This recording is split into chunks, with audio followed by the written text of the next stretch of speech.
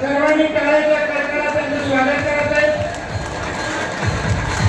आदरणीय वरिष्ठ पटेल आणि गौरव पटेल यांच्याकडे देखील जेवल्याशिवाय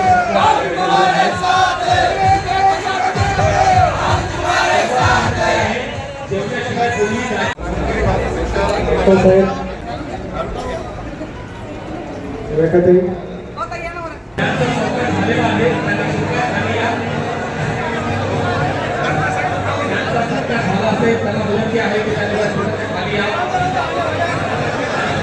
व्यवस्था केलेली आहे. या बाजूला खाली त्यांना व्यवस्था केलेली आहे.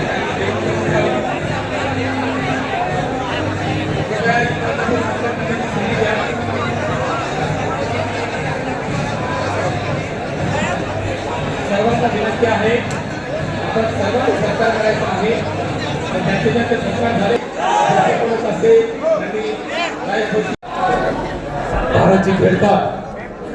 भारतची खेळतात तुम्ही सगळं ठरवाल तो पक्ष. तुम्ही जर ठरवलं पक्ष नाही तर अपक्ष. छत्रपती शिवाजी महाराजांसोबत आपण करणं आणि म्हणजे घरी बसाल तर घरी बसून नाही म्हणजे माझ्याशी काही हे नाही. पण एक सांगतो मी तुम्हाला परत जबाबदारीने की राजकीय निर्णय घ्यायचा असेल तर तुम्हाला आणि मला स्वतःचे विचार प्रकटपणे मांडणाऱ्यांसोबत जावं लागेल. तुम्हाला आणि मला जी आपल्याला विचाराची मोकळीक देतील त्यांच्या सोबत जावं लागेल. त्यांना आपल्या सोबत घ्यावं लागेल. जर आपले विषय मांडण्यासाठी परवानगी देत नसेल तर एकदा सर्वही आपल्याला करावं लागेल असं या ठिकाणी ठरलं.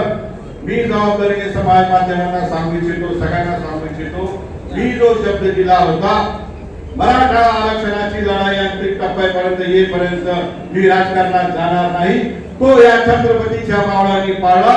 तो छत्रपती शिवाजी महाराजांच्या मावळ्याबरोबर आलाराबाचा चाहता कार्यकर्ता आहे, तो मी पाळला. माझ्या निष्ठेचा प्रश्न मी तुम्हाला सांगू इच्छित नाही. आलाराबा 2014 ला गेल्यानंतर देखील आज देखील रोज माझ्या सकाळची सुरुवात त्यांच्या फोटोचे दर्शन घेऊन होती. त्यांच्या विचारांना चालणारा मी कार्यकर्ता आहे, तेव्हा माझ्या निष्ठेवर करू नका. प्रश्न एवढा आहे की आता परत एकदा कालपासून न्यायालयीन लढाई सुरू झाली. ती न्यायालयीन लढाई मुंबईला मी तुमचा भाऊ म्हणून लढणार, ती न्यायालयीन लढाई मी सुप्रीम कोर्टात तुमचा भाऊ म्हणून लढणार. आणि मला विश्वास आहे याबरोबर जर सभागृहाची ताकद मिळाली तर कोणी माईचा लाल आपला विचार एवढं मी या ठिकाणी शब्द देतो.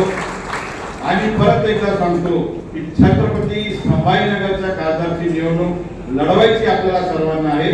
तर तुम्हाला ताकदीने माझ्यासोबत राहावं लागेल, तुम्हाला मला आशीर्वाद द्यावा लागेल, तुम्ही उमेदवार कोणाचं काम करावं लागेल.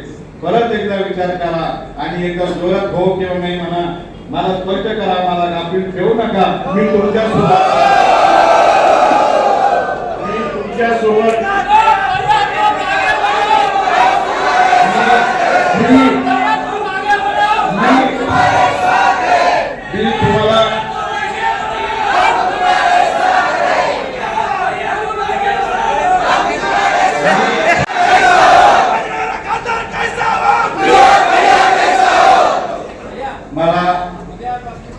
मला आनंद एका गोष्टीचा जास्त होतोय. मला आनंद होतोय की छत्रपती शिवाजी महाराजांची घोषणा आणि तो मागे पुढे घोषणा आहे 18 प्रकट तारखेच्या माझ्यासमोर शनी बसलेला आहे, तो ही घोषणा देतोय. म्हणजे मला आज अभिमान वाटतोय की एकटा मराठा समाजाचा नाही, 18 प्रकट तारखेच्या मावळ्यांचा आशीर्वाद माझ्यासोबत आहे. त्यामुळे दिल्ली दूर नाही असं आपण या ठिकाणी म्हणू. खरंच एकदा आपण सर्वांनी मला सन्मानित केलं आणि शाब्दिक सत्कार, मोठे मोठे शब्दांचा उच्चार, भरभरून प्रेम आणि छत्रपती शिवाजी महाराजांना अपेक्षित असलेले 18 प्रकट जातीचे मावळे माझ्या माता भगिनी या सभागृहात आल्या आणि मला आशीर्वाद दिला. त्याबद्दल मी सर्वांसमोर नतमस्तक होतो, आपले आभार व्यक्त करतो. खरं मला मनोगत व्यक्त करण्यासाठी शब्द सुचणार नाही. एवढा मोठा भार आपण माझ्यावर टाकला. आजच्या कार्यक्रमासाठी ज्यांनी पुढाकार घेतला ते माझे सर्व स्नेही, सर्व माझ्यासाठी अभिजित भैयापासून सर्व कृष्ण भगवानच्या रूपामध्ये त्यांना पाहतो मी त्यांचा छोटासा सुदामा. मी खरोखर तुमचे मनापासून आभार व्यक्त करतो. मंचावर उपस्थित आदरणीय पृथ्वीराज भाऊंपासून तर माझे मोठे बंधू किशोर भाऊ चव्हाण यांच्यापर्यंत सर्व मान्यवर मी आपले आभार मानतो. आपण सर्वजण वेळेत वेळ काढून आला व अमूल्य शब्दांचा वापर आपण या ठिकाणी केला. खर तर परवाचा विषय आहे अभिजित भैया, मी, आपले लासूरचे अण्णाभाऊ जाधव सर्वजण बसलो होतो. सगळे म्हणजे तुम्ही परवा पुढे जाणार आहे का? म्हणजे काय म्हणजे का जायचंय, मी काय अडचण काय नाही. तुपे आप्पाचं आमचं असं बोलणं झालं की आपल्याला एक आग्र्यामध्ये शिवजयंती साजरी झाली, आपण त्याचा कार्यक्रम केला पाहिजे. म्हणजे केला पाहिजे, आपण ज्यांनी काम केलं सगळ्यांचा सत्कार केला पाहिजे, सगळ्यांना बोलवलं पाहिजे. आणि खरं तर मला काल दुपारपर्यंत अशी कल्पना होती.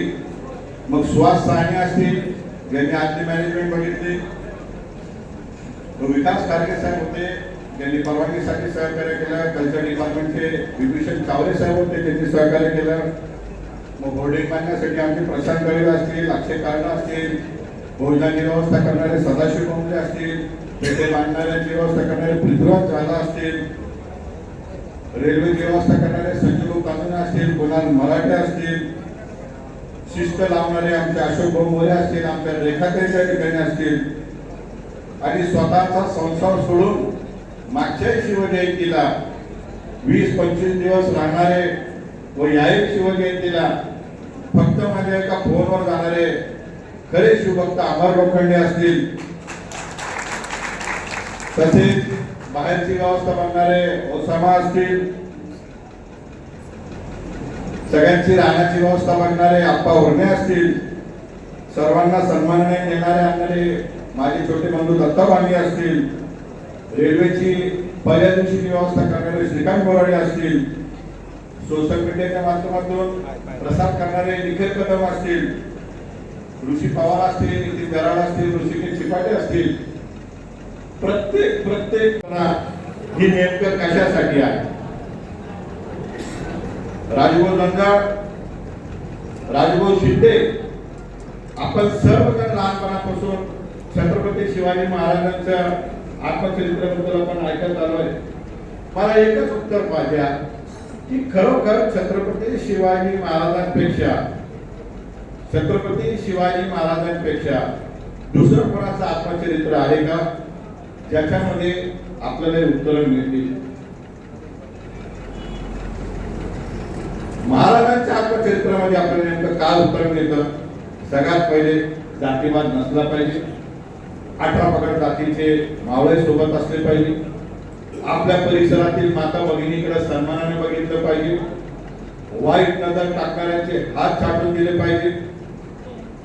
आग्र्यासारख्या ठिकाणी जी देशाची राजधानी होती, एक क्रूर बादशाह सिंहासनावर बसलाय, लाखोंची फौज, हिंदुस्थानात त्याचं राज्य, आणि त्याच्या समोर स्वाभिमानाने सांगायचं नाही आम्ही तुमच्यात सामील होणार नाही.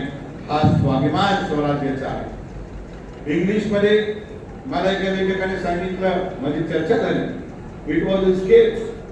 No, it was not a escape, it was a slap of Aurangzeb place. म्हणजे महाराज विष्णू आले नाही, सापड घेऊन त्या ठिकाणी आले आणि तुमच्या 18 पगड जातीच्या मावळ्याच्या ताकदीने, तुमच्या पूर्वजांच्या ताकदीने महाराजांनी त्या ठिकाणी औरंगजेबला चुकवलं. शिवजयंतीचा विषय आता मला चांगला आठवतं. मी दिल्लीमध्ये ITC मोरिया हॉटेलमध्ये बसलो होतो आणि विषय चालला होता की काय केलं पाहिजे. सर्वप्रथम मी आपली माफी मागतो. मागच्या वर्षी आतिक भाई या ठिकाणी साक्षीदार आहेत. 10 ते 12 हजार मावळे आपण गेलो आणि आपल्याला परवानगी मिळाली 500 लोकांची. या वर्षी देखील 550 लोकांची परवानगी मिळाली. त्यामुळे लोकांना, शिवभक्तांना, भगिनींना नेण्यासाठी आपल्याला मर्यादा होती. काही लोकांची नाराजी त्या ठिकाणी झाली. भारत भूमी एवढा नाराज झाला की भारत भूमीने स्वतः सगळ्यांना फोटो टाकून लोकांना सांगितलं मीच विमाने तुम्हाला करून नेऊ. अशा पळ देखील माझ्या सोबतच्या मावळ्यांनी काढला. कारण नेण्यासाठी त्या ठिकाणी सर्जेराव भाऊ इच्छा होती, परंतु आपल्याला आर्कोलॉजी डिपार्टमेंटने परवानगी दिली. माझे दुसरे बंधू योगेश पत्रकारांच्या बाजूला असलेले गायकवाड यांची तीव्र इच्छा होती सूत्रसंचालन करण्याची, परंतु त्याच्यामध्ये त्या ठिकाणी उशीर झाला. प्रत्येक जण महत्वाचा आहे, प्रत्येक जण हा मोलाचा आहे. काही लोक रेल्वेने आले, काही विमानाने आले, काही गाडीने आले, जमेल तसं त्या ठिकाणी आग्र्याला आले. मी खरंच सर्वांचे आभार मानतो.